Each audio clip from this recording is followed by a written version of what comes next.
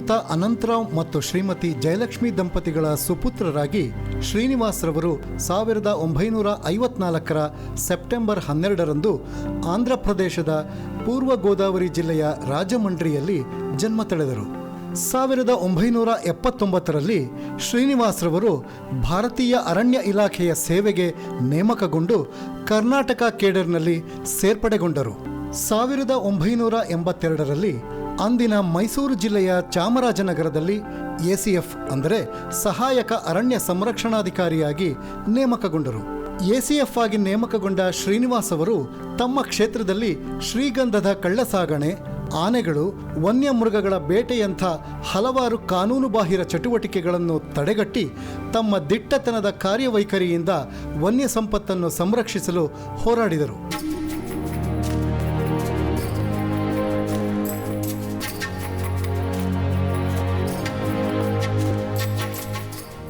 1983ರಲ್ಲಿ P ಶ್ರೀನಿವಾಸ್ರವರು ಚಾಮರಾಜನಗರದಲ್ಲೇ DCF ಆಗಿ ಬಡ್ತಿ ಹೊಂದಿದರು.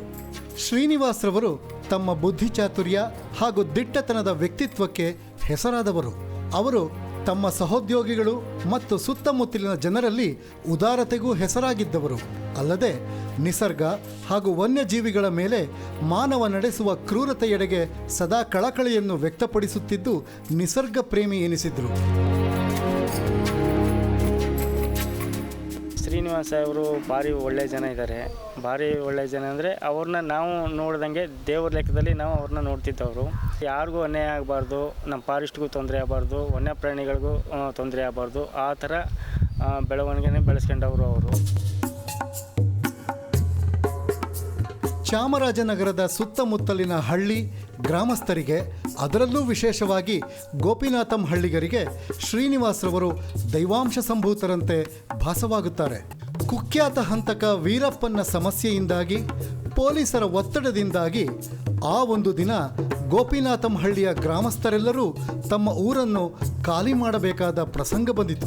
ಆ ಸಂದರ್ಭದಲ್ಲಿ ಶ್ರೀನಿವಾಸ್ರವರು ಗ್ರಾಮಸ್ಥರಿಗೆ ಸುರಕ್ಷತೆಯ ಭರವಸೆ ನೀಡಿ ಗ್ರಾಮದಲ್ಲಿ ಒಂದು ದೇವಾಲಯ ಮತ್ತು 40 ಮನೆಗಳನ್ನು ನಿರ್ಮಿಸುವುದರೊಂದಿಗೆ ಮುಗ್ಧ ಗ್ರಾಮಸ್ಥರಿಗೆ ಪೊಲೀಸರಿಂದ ಯಾವುದೇ ಕಿರುಕುಳ ಆಗದಂತೆ ಅಭಯ ನೀಡಿ ಗ್ರಾಮಸ್ಥರನ್ನು ವಾಪಸ್ ತರುವಲ್ಲಿ ಯಶಸ್ವಿಯಾದರು. ಊರು ಬಿಟ್ಟು ಓಡೋದು ಬೇಡ, ನಾನಿದ್ದೀನಿ ಕರ್ಕೊಂಡು ಬಂದು ಇಲ್ಲಿ ಸೇರಿಸಿದ್ರು. ಜನ ಸೇರಿಸಿದ ಮೇಲೆ ಈ ದೇವಸ್ಥಾನ ಕುಡಿಸಲಾಂತು.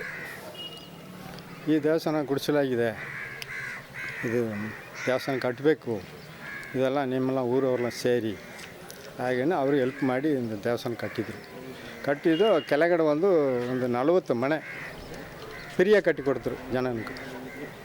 ಇಲ್ಲಿ ದೇವಸ್ಥಾನ ಸುತ್ತಮುತ್ತ ಇರೋ ಮನೆಯಲ್ಲೇ ಎತ್ತಿ ಅಲ್ಲಿ ಹಾಕ್ಬಿಟ್ಟು ಅವರು ಫ್ರೀಯಾಗಿ ಕಟ್ಟಿಕೊಟ್ರು. ಶ್ರೀನಿವಾಸ್ರವರು ಜನರಿಗಾಗಿ ಒಂದು ಸಂಚಾರಿ ಆಸ್ಪತ್ರೆಯನ್ನು ಆರಂಭಿಸಿದುದೂ ಅಲ್ಲದೆ ಆಸ್ಪತ್ರೆಯಲ್ಲಿ ನೆರವಾಗಲು ತಾವೇ ಸ್ವತಃ ಕೆಲವು ಪ್ರಾಥಮಿಕ ಚಿಕಿತ್ಸಾ ವಿಧಾನಗಳನ್ನು ಕಲಿತುಕೊಂಡರು.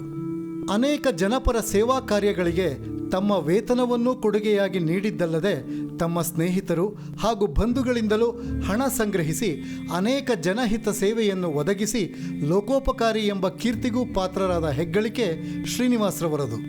ಹಳ್ಳಿಗಳು ಗ್ರಾಮಸ್ಥರೊಂದಿಗೆ ಸದಾ ನಿಕಟ ಸಂಪರ್ಕ ಹೊಂದಿದ್ದು ಸ್ನೇಹಜೀವಿ ಎನಿಸಿದ್ದ ಕೆಲವೇ ಅಧಿಕಾರಿಗಳಲ್ಲಿ ಶ್ರೀನಿವಾಸ್ ಪ್ರಮುಖರು. ಇವರ ಸೇವಾವಧಿಯಲ್ಲಿ ಶ್ರೀಗಂಧದ ಕಳ್ಳಸಾಗಣೆ ಹಾಗೂ ಕಳ್ಳ ಬೇಟೆಗಾರರ ಹಾವಳಿಯನ್ನು ಅತಿ ಹೆಚ್ಚು ನಿಯಂತ್ರಿಸಿ ದಕ್ಷ ಅಧಿಕಾರಿ ಎಂಬ ಕೀರ್ತಿಗೆ ಪಾತ್ರರಾಗಿದ್ದರು. ತಮ್ಮ ದಿಟ್ಟತನ ಹಾಗೂ ಪರಿಶ್ರಮದೊಂದಿಗೆ ಸುಮಾರು 120ಕ್ಕೂ ಹೆಚ್ಚು ಕಳ್ಳ ಬೇಟೆಗಾರರು ಹಾಗೂ ಕಳ್ಳ ಸಾಗಣೆದಾರರ ಮನಃಪರಿವರ್ತನೆ ಮಾಡಿ ಅವರ ಜೀವನ ಸುಧಾರಣೆಯೂ ಮಾಡುವಲ್ಲಿ ಯಶಸ್ವಿಯಾಗಿದ್ದರು. ನಮ್ಮ ಶ್ರೀನಿವಾಸ ಸಾಹೇಬರು ಇಷ್ಟೊತ್ತಕ್ಕೆಲ್ಲ ಇದ್ದಿದ್ರೆ ಅರಣ್ಯ ಎಲೆ ಹಾಕಿ ಊರು ಜನಗಳಿಗೂ ಒಳ್ಳೆ ಇಂಬ್ರ ಆಗಿರೋದು. ಅವರು ಬಂದ ಮೇಲೆ ಇದು ವೈಲ್ಡ್ ಲೈಫ್ ಆಗಬೇಕಾದ್ರೆ, ಈ ಕಾಡು ಕಂಟ್ರೋಲ್ ಆಗಬೇಕಾದ್ರೆ ಅವರು ಶ್ರೀನಿವಾಸ ಸಾಹೇಬ್ರಿಂದ ಇನ್ನು ಇದು ಇಷ್ಟೊತ್ತು ಕಂಡ ಇದ್ದಿದ್ರೆ ಇನ್ನೂ ಕಾಡು ಇಂಬರ, ಜನಗಳು ಇಂಬರ ಎಲ್ಲ ಒಳ್ಳೆಯ ರೀತಿಯಲ್ಲೇ ಆಗಿರೋದು.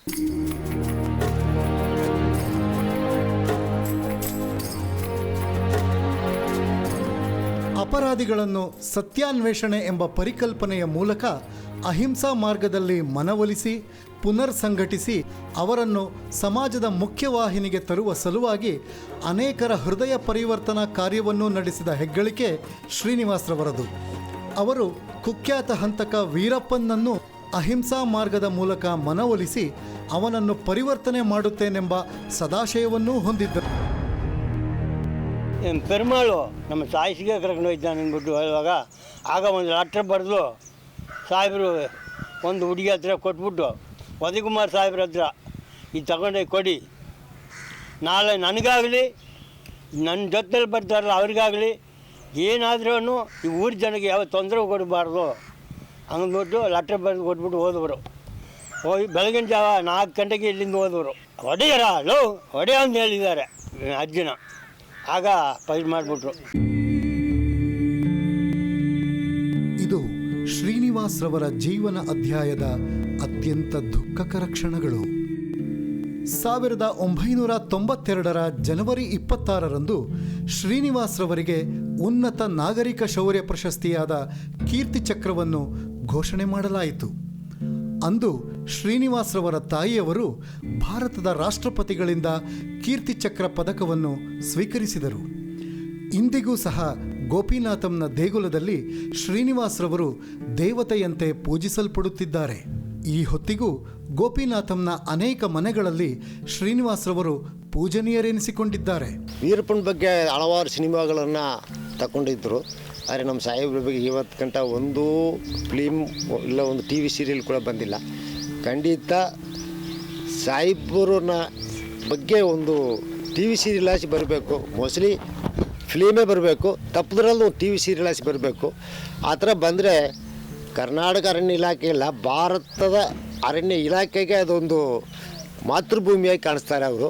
ಅದು ಬರ್ತಕ್ಕಂಥ ಅರಣ್ಯ ಅಧಿಕಾರಿಗಳಿಗೆ ಮತ್ತು ಮಕ್ಕಳಿಗೆ ಎಲ್ಲ ಒಂದು ಪಾಠ, ಎಲ್ಲ ಒಂದು ಒಳ್ಳೆಯ ಒಂದು ಬುದ್ಧಿವಾದಗಳನ್ನು ತೋರಿಸ್ಕೊಡ್ಬೋದು. ಕಳ್ಳನ ಬಗ್ಗೆ ತೋರಿಸೋದಕ್ಕಿಂತ ದೇವ್ರ ಬಗ್ಗೆ ತೋರಿಸೋದು ಬಹಳ ಒಳ್ಳೆಯದು ನನ್ನ ಅಭಿಪ್ರಾಯ.